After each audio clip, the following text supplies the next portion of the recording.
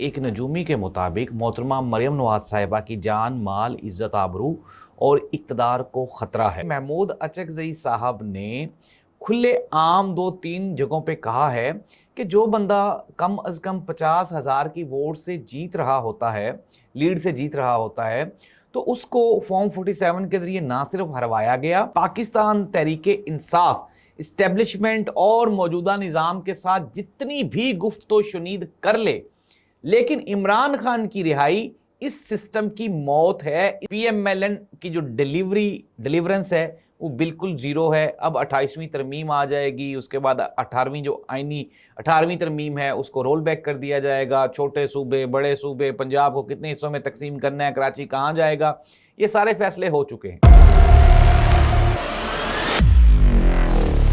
नाज़रीन, मैं हूं जाहिद अब्बास नकवी, आप देख रहे हैं हमारा सोशल मीडिया चैनल। आपसे रिक्वेस्ट है कि मैं सब्सक्राइब करें, अपने कमेंट से ज़रूर आगाह करें।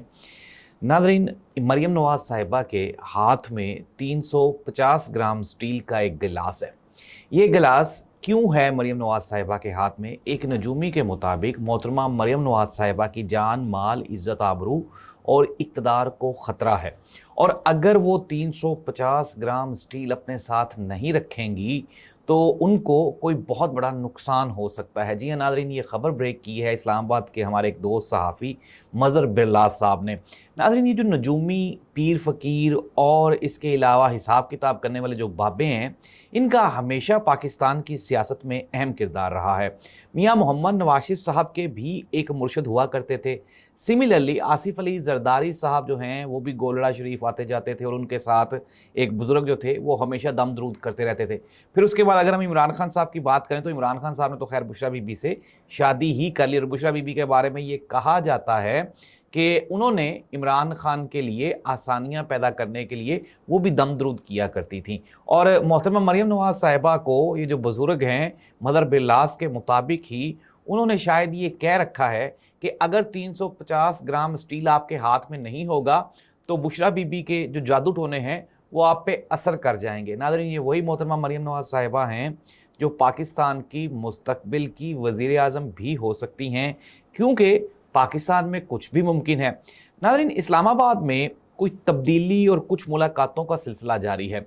अगर मैं आपको ख़बर दूं तो ख़बर ये है कि महमूद अचकज़ई साहब ने, हमारे सोर्सेज ने ख़बर निकाली है, ख़बर ये है कि महमूद अचकज़ई साहब ने खुले आम 2-3 जगहों पे कहा है कि जो बंदा कम अज़ कम 50,000 की वोट से जीत रहा होता है, लीड से जीत रहा होता है, तो उसको फॉर्म 47 के जरिए ना सिर्फ हरवाया गया, लेकिन फिर अगर वो अपने हक की बात करे और अपनी सीट की बात करे और ये कहे कि यार ये सीट मुझे मिलनी चाहिए, वो ट्रिब्यूनल्स में चला जाए, वो इलेक्शन कमीशन के पास चला जाए, तो उसको 50-50 साल जेल की सज़ा सुना दी जाती है। हमारी अदालतें बेबस हो गई हैं, हमारी असम्बली बेबस हो गई है, लेकिन हम ऐसा नहीं होने देंगे। नाज़रीन, और भी एक खबर है जो इसी के साथ जुड़ी हुई है, और वो है JUI फे की। मौलाना फजलुर रहमान साहब की सियासी जमात ने भी बिल आखिर ये कहना शुरू कर दिया है कि इमरान खान का कसूर क्या है। इमरान खान के साथ जितनी ज़्यादतियाँ हो रही हैं वो हद से ज़्यादा है, अब हम इसके ऊपर खामोश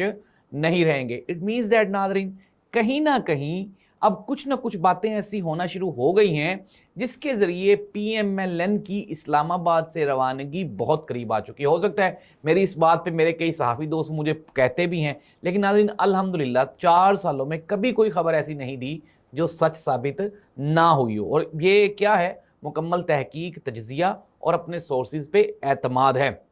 अब एक और भी खबर ले लें, इमरान खान की रिहाई। हर दूसरा बंदा पूछता है कि इमरान खान की रिहाई कैसे मुमकिन है। नाज़रीन, बैरिस्टर एतजाज़ अहसन साहब ने उन्होंने बताया, उन्होंने कहा कि अगर सुहेल आफरीदी इस्टेब्लिशमेंट की बातचीत मान ले, यानी कि उनकी बात मान ले, खामोशी इख्तियार करे, एहतजाज ना करे, तो क्या इससे इमरान खान रिहा हो जाएगा? एतजाज़ अहसन साहब ने जवाब दिया, बिल्कुल भी नहीं। उन्होंने कहा कि पाकिस्तान तहरीक इंसाफ इस्टेब्लिशमेंट और मौजूदा निज़ाम के साथ जितनी भी गुफ्तो शुनीद कर ले, लेकिन इमरान खान की रिहाई इस सिस्टम की मौत है। इसलिए इस सिस्टम को तभी वाइंड अप किया जा सकता है जब PTI सुहेल आफरीदी अपनी वो ड्यूटी सर अंजाम दे जिसके लिए इमरान खान उसको लेकर आया था। नाज़रीन, اسلام آباد میں علیمہ خان، سہیل افریدی اور پی ٹی آئی کے جو بڑی شخصیات ہیں، سلمان اکرم راجہ تھے، اس میں سلمان صفدر تھے، بیرسٹر گوہر تھے، محمود اچکزئی صاحب تھے، علامہ راجہ ناصر عباس تھے، ایک سخت ملاقات ہوئی اور اس ملاقات میں یہ فیصلہ کیا گیا کہ جتنی بھی گفت و شنید ملاقاتیں ہو رہی ہیں وہ ساری کی ساری جاری رکھی جائیں گی، لیکن اب وقت آ گیا ہے کہ موجودہ نظام کے اوپر پریشر بڑھایا جائے، اور یہ جو پریشر ہے یہ عوامی ہوگا۔ انہوں نے کہا کہ جی مہنگائی، بے روزگاری اور مفلسی، لوڈ شیڈنگ کی ماری ہوئی جو عوام ہے اس کو اب نہ صرف ایک مضبوط اپوزیشن کی ضرورت ہے بلکہ اب اس اپوزیشن کو عملی طور پہ بھی کچھ نہ کچھ کرنا پڑے گا۔ ناظرین، میں آپ کو بتا رہا ہوں کہ یہ جو 5واں بجٹ شہباز شریف صاحب پیش کرنے جا رہے ہیں، یہ شہباز شریف صاحب کی حکومت کا آخری بجٹ ہوگا۔ اس کے بعد ایک منی بجٹ آئے گا، اس میں وہ سخت فیصلے مہنگائی، بے روزگاری کے، آئی ایم ایف کے، قرضوں کے، وہ سارے کے سارے اس حکومت سے کروا لیے جائیں گے، اور اس کے بعد اس حکومت کو ٹاٹا بائے بائے کہنے کا وقت بھی آ چکا ہے۔ پنڈی سے مراد ہے، اب آپ سمجھ جائیں، جہاں میں آپ کو لے کے جانا چاہتا ہوں آپ خود چلے جائیں۔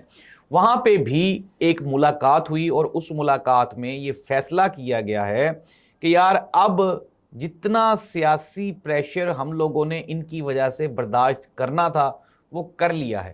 پی ایم ایل این کی جو ڈیلیورنس ہے وہ بالکل زیرو ہے۔ اب 28ویں ترمیم آ جائے گی، اس کے بعد 18ویں ترمیم ہے اس کو رول بیک کر دیا جائے گا۔ چھوٹے صوبے، بڑے صوبے، پنجاب کو کتنے حصوں میں تقسیم کرنا ہے، کراچی کہاں جائے گا، یہ سارے فیصلے ہو چکے ہیں، اور یہ جو سارے فیصلے ہیں اب ان کا دار و مدار ظاہر سی بات ہے آپ نے عوامی اعتماد بھی حاصل کرنا ہے، تو ایسی صورتحال میں آپ کو عوامی لیڈر چاہیے ہوگا۔ اور میں آپ کو یہ بریکنگ نیوز دے رہا ہوں کہ اب معاملات عید کے بعد سے مراد ہے کہ ابھی عید کے فوراً بعد کام شروع نہیں ہو جائے گا، سپتمبر تک یہ معاملات جائیں گے، اور اس کے بعد پھر احتجاج، اور اس کے بعد دھرنے، اور پھر یہ جو نظام ہے اس کی بساط لپیٹ دی جائے گی۔ اللہ اس ملک اور قوم کا حامی و ناصر ہو۔ اللہ حافظ۔